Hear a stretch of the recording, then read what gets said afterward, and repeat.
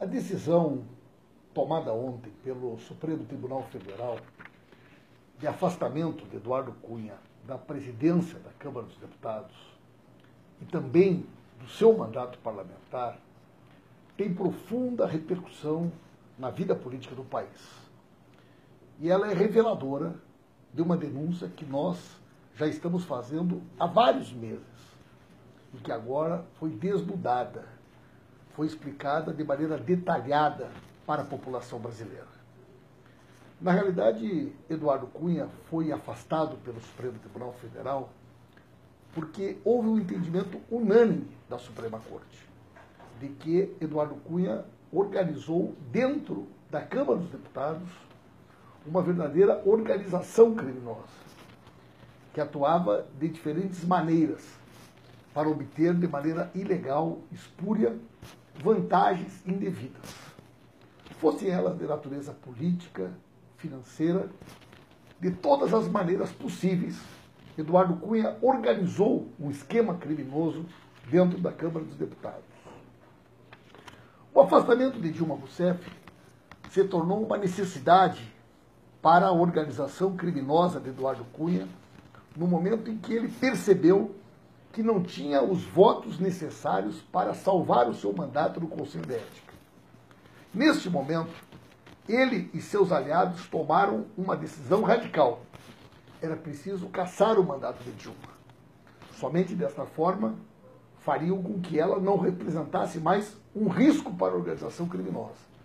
E, ao mesmo tempo, abrindo o processo de impeachment, conseguiriam com a oposição os votos necessários para salvar o mandato de Cunha no Conselho de Ética. Este fato também era muito significativo para que Eduardo mostrasse a seus aliados que tinha poder, que tinha força, que esta mesma proteção poderia ser estendida, em caso de necessidade, para outros aliados que, assim como ele, são investigados, réus ou respondem por crimes cometidos contra a ordem pública do nosso país. Vejam que aquilo que eu estou dizendo aqui não são palavras minhas. É desta maneira que o ministro Teori Zavascki descreve a atuação da organização de Eduardo Cunha dentro da Câmara dos Deputados. Está dito aqui que Eduardo Cunha, por exemplo, se utilizou de uma deputada, num determinado momento, para que na Comissão de Fiscalização Financeira e Controle fosse apresentado um requerimento com a finalidade de pressionar uma empresa para que ela honrasse o pagamento de propinas prometidas a ele e até então não pagas. Isso está aprovado. O STF também demonstra que dezenas de requerimentos foram apresentados no Congresso Nacional, patrocinados por Eduardo Cunha e seus correligionários, a pedido de Lúcio Boronha Funaro, com o objetivo de realizar um ataque claro a uma empresa concorrente. Ou seja, Eduardo Cunha articulava um esquema com deputados e deputadas da sua confiança para apresentar requerimentos em diversas comissões para pressionar empresas concorrentes e recebia bastante propina e dinheiro para isso. Em outra oportunidade, Eduardo Cunha conseguiu que fosse convocada uma advogada, no caso aquela advogada Beatriz Carta Preta, que acabou indo embora para os Estados Unidos, porque ela era advogada de investigados que estavam fazendo delação premiada. E essas delações premiadas, entre elas a de Júlio Camargo, citava Eduardo Cunha como beneficiário de propinas. Então o que fez Eduardo Cunha? Articulou os seus correligionários, os seus aliados, para que apresentassem requerimentos, especialmente na CPI da Petrobras, convocando ela, a fim de constrangê-la, intimidá-la de maneira ilícita. E esta era uma maneira permanente de atuação de Eduardo Cunha. O Supremo Tribunal Federal também comprova que, num determinado momento, Eduardo Cunha agiu na CPI da Petrobras para a contratação de uma empresa chamada Kroll. É uma empresa internacional especializada em investigações financeiras. Pagou R$1 milhão.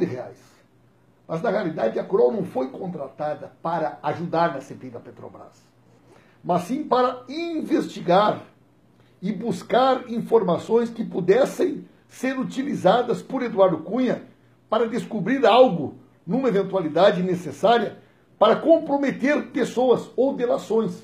Ou seja, ele contrata a Kroll com dinheiro público, sob o manto, a alegação de que a Kroll estava sendo contratada para trabalhar para a CPI, mas era uma investigação privada, onde ele buscava levantar informações e dados com relação a pessoas e empresas que pudessem vir a lhe prejudicar.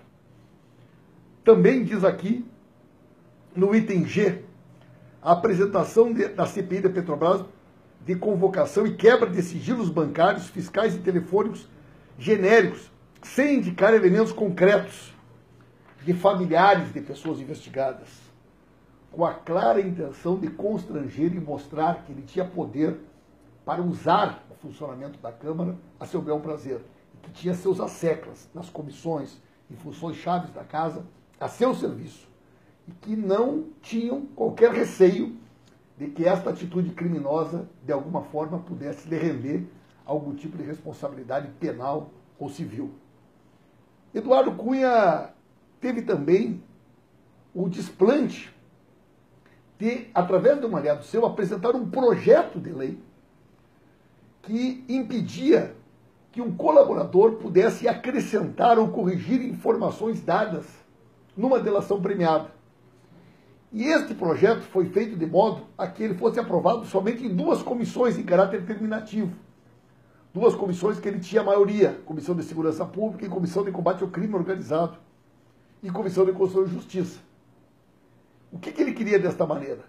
Modificar a legislação e impedir que o delator, ou qualquer delator, que estavam vários deles sendo constrangidos por ele, pudesse, no segundo momento, apresentar novos elementos. Então, Eduardo Cunha usa um aliado, usa as comissões para mudar a lei e buscar uma proteção.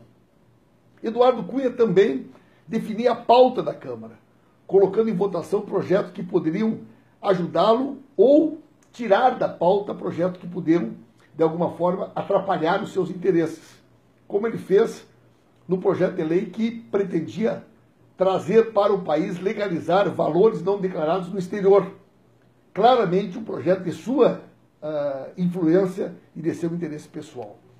Ele também exonerou servidores da casa. O doutor Luiz Antônio Souza Eira era o diretor de Centro de Informática.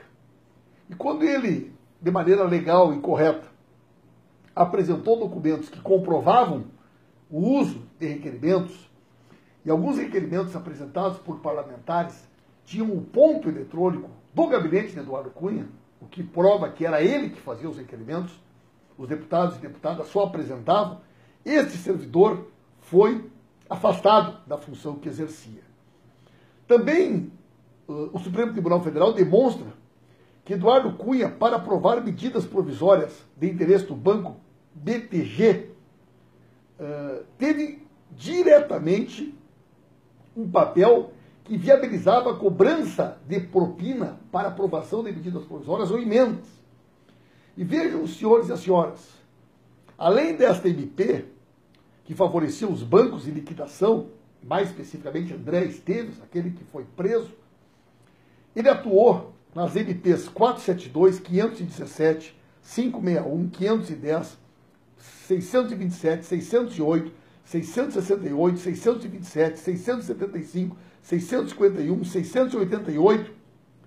Em todas essas medidas provisórias, Eduardo Cunha, diretamente ou através de deputados e deputadas aliadas, fez emendas, retirou emendas, influenciou na tramitação e, por conta disso, obteve vantagens indevidas, propinas cobradas de maneira ilegal. No celular do dono da OAS foram encontradas centenas de mensagens que indicam projetos de lei de interesse das empreiteiras, que eram redigidos pelas próprias empresas, após muitas vezes a consultoria de Eduardo Cunha. Estes projetos eram encaminhados a Eduardo Cunha, que apresentava esses projetos, ou ele, ou através de seus aliados, mediante o pagamento de vantagens indevidas. Todas essas manobras espúrias evitavam que pudessem ser apuradas condutas irregulares ou identificada a atuação de seus pares nesse processo. Ele retirou pessoas do Conselho de Ética, ele destituiu pessoas de funções, ou seja, a casa funcionava como um quintal de Eduardo Cunha. A grande questão que você coloca, meus amigos e minhas amigas, é que todos esses fatos ocorreram em período anterior à abertura do processo de impeachment. Se o Supremo Tribunal Federal entende que, de fato, há uma organização criminosa cujo chefe é Eduardo Cunha, e ele foi afastado, que relata de maneira detalhada todos esses fatos, como nós podemos aceitar que os fatos relativos ao impeachment que foram conduzidos por Eduardo Cunha, num gesto de vingança e perseguição, diante dos interesses do seu grupo estarem ameaçados, possam ter legalidade? Estes atos são nulos. Eles são fruto de uma atividade criminosa. Existem teorias consolidadas na legislação brasileira. A teoria do fruto envenenado, ou seja, quando uma árvore é envenenada, todos os seus frutos são envenenados. O ato criador do processo de impeachment é a árvore. Portanto, no momento em que o fato originário é criminoso, é ilegal, todos os seus desdobramentos também são. Por isso o processo de impeachment todo ele é nulo. Ele é a ação do crime organizado, de uma quadrilha que se organizou de maneira sistemática, cujo capo chama-se Eduardo Cunha, que tem os seus asseclas. É por isso que o Ministério Público Federal precisa abrir uma investigação sobre a possibilidade de formação de quadrilha. E que o afastamento da presidenta Dilma seja, na realidade, o braço do crime organizado.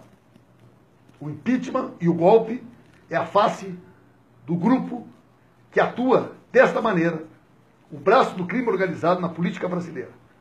E tem por objetivo transformar Michel Temer em presidente, os seus aliados para governar o país. A quadrilha já domina o parlamento brasileiro, pretende agora expandir os seus tentáculos para dominar o Brasil, o governo brasileiro. Este é o projeto de Cunha, de Temer e de seus aliados. Por isso que é golpe. Por isso que nós temos que barrar o golpe, impedir que a democracia seja rasgada, desmascarar a organização criminosa e levá-los, todos eles, à cadeia, que é o lugar onde devem estar aqueles que fazem da atividade política um braço do crime organizado no nosso país.